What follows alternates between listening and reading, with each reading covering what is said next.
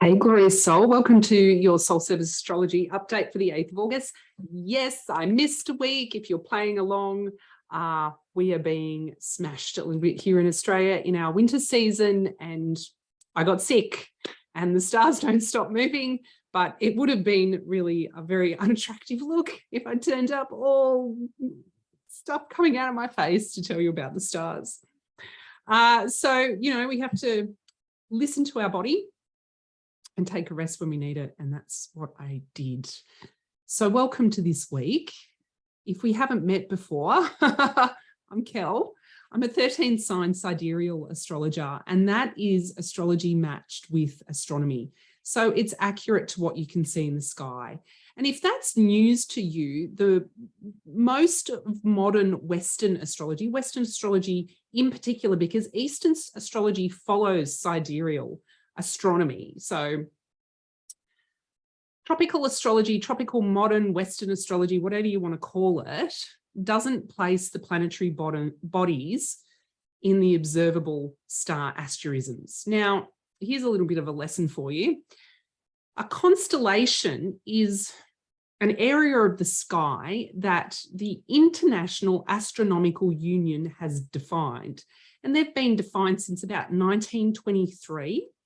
Yes, they're arbitrary boundaries that humans have defined.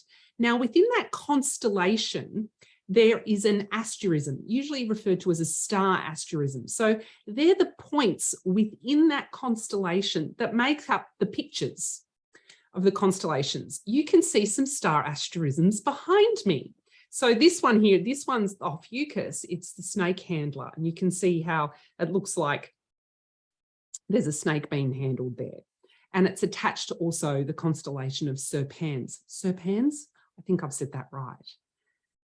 Where astrologers look, we look at the ecliptic, and that's where the sun, where we revolve around the sun, and where all the planets, of course, revolve around the sun.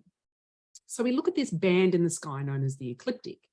And where the ecliptic passes closest to these star asterisms is where myself and all other 13-sign sidereal astrologers will be looking to see where the planet is observable with the backdrop of that star asterism. So there's a lot of talk about signs and zodiacs and constellations being human-defined boundaries, so it doesn't really matter where you put it. Well, in actual fact, it does if we look at the star asterism, because then we can see the planets, like let's say Saturn and Jupiter are really easy to see in the sky at night, in particular from where I am, and to see the star asterism pattern behind them. So Saturn at the moment is sitting with Capricorn, the star asterism of Capricorn behind it, and Jupiter is sitting with the star asterism of Pisces sitting behind it.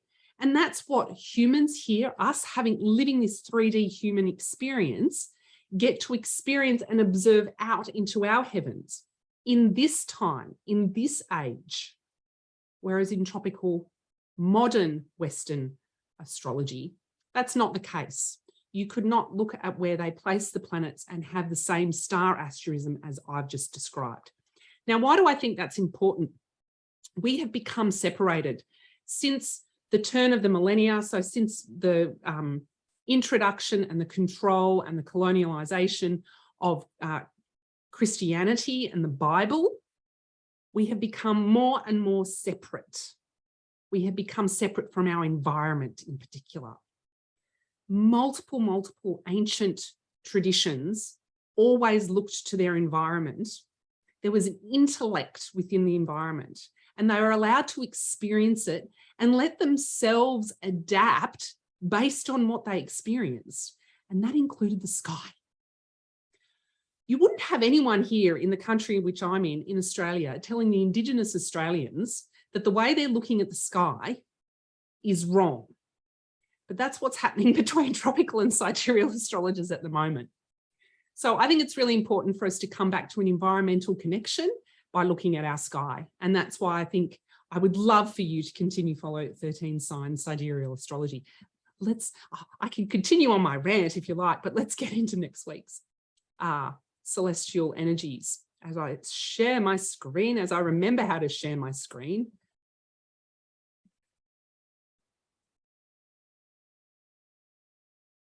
There we go. There's the 8th of August. So first up on the 8th of August, there's two fairly significant movements. We have Mars moving into Taurus. So Mars is warrior energy, and it's just been through its home sign of Aries. So it has been in full throttle mode, focus, listening to our energy, our vitality, really maybe burning and acting. And there's a lot of energy and action being directed towards something. And now it's moved into Taurus. So it can slow down a little bit. It can take a pause.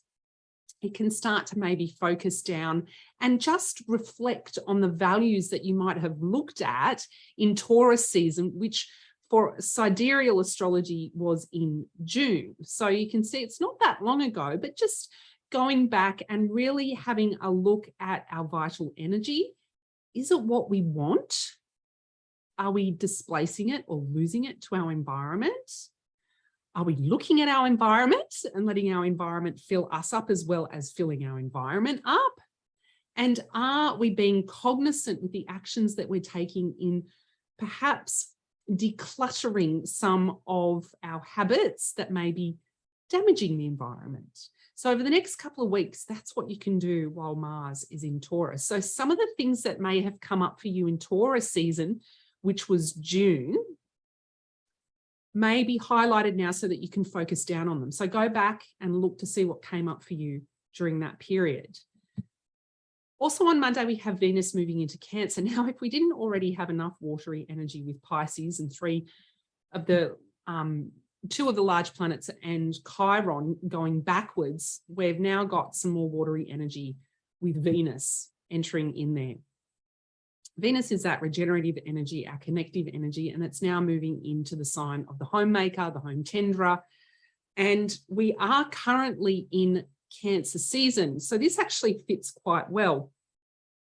I really feel like this is probably the connective and regenerative energy directed inwards. We're looking at ourselves, we're reflecting on our self-love, and we're being kind to ourselves. I think it is as simple as that. How about over the next couple of weeks, while Venus transits Cancer and while we have the rest of August, that you be kind to yourself first. So don't say it to yourself if you wouldn't say it to another person. That's my intention this month, everyone. Then we also have a bit more amped up watery energy with Venus moving into Cancer. We also have Neptune trine Venus. So this puts this energy up a little bit higher, but it's easy. So Neptune energy is our mystical intelligence. It's us really not in our human form, maybe in your watery form. What I've been feeling over the last week as we've stepped into this very watery energy, we still have quite a bit of fire energy happening, by the way, which I will talk about later in this call, is that it's time to surrender some more. With these retrograding planets in Pisces, I feel like the call is, and watch your dreams. Like my dreams have been really vivid on a feeling state. So feel into your dreams, what's coming up in your dreams, and allow yourself to relive those feeling states that are in your dreams that you like and want to bring into your reality during the day, so that you can keep connecting with that feeling of surrender and trusting not just our body's intelligence, our environmental intelligence, our analytical intelligence, but also our intuitive intelligence. So it should be easy this week. It should be easy. There is a challenge to it, but I'll get to that. So that's Monday. So we start Monday off with a bang, and then Tuesday, we're followed up with Pluto opposite Venus with what I've just said. So we've got the destructive liberator, which is Pluto in Sagittarius. Pluto is trying to liberate us of beliefs that we don't need anymore. And when it's opposite Venus, it's really beliefs around our self love. And it's what I mentioned before. Are you oscillating between complete and total annihilation? I don't want to be in my body, dissociation, or that you're going so into yourself that you're ignoring what else is going on out in the real world. So this is a harmony where we can use the energy of Pluto to clear the feeling states that we have within us that are not beneficial to our emotional intelligence, to our regeneration, for us to continue to keep stepping every single day, one foot in front of the other. And we can create and build the home and the life that we want congruent with our values. And remember that feeling state. So it is the feeling state that will program your reality.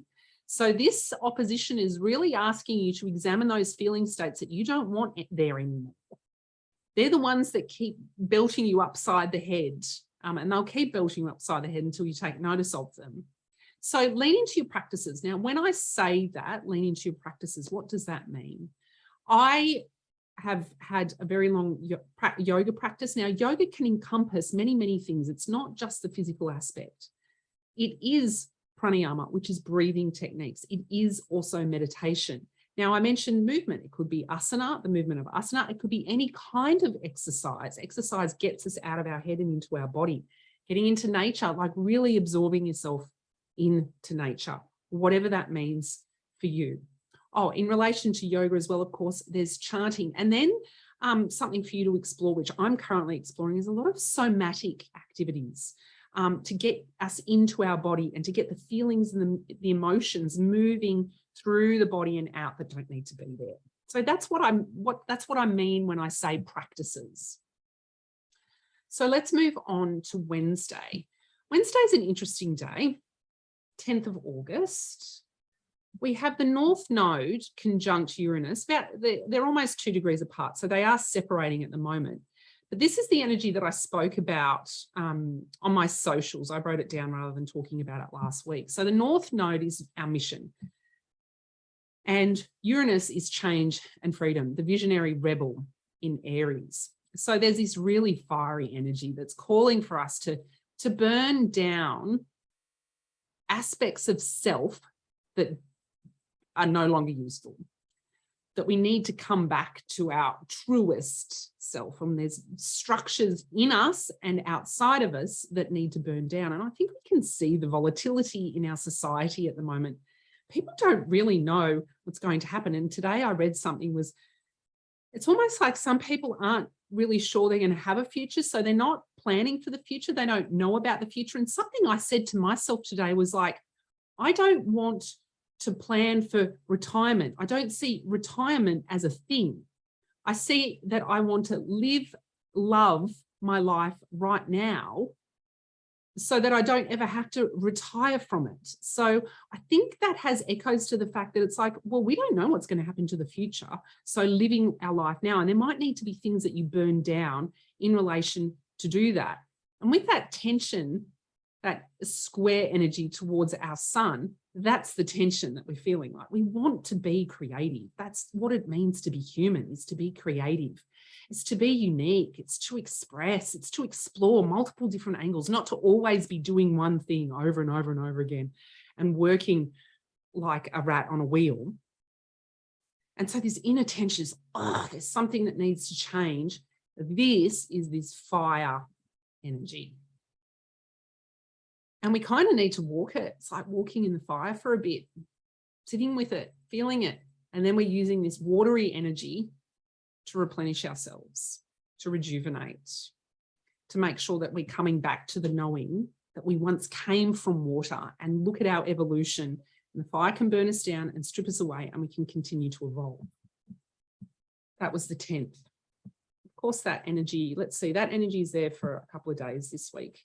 11th, there's nothing additional that I want to talk to you about on the 11th, but Friday is a really big day.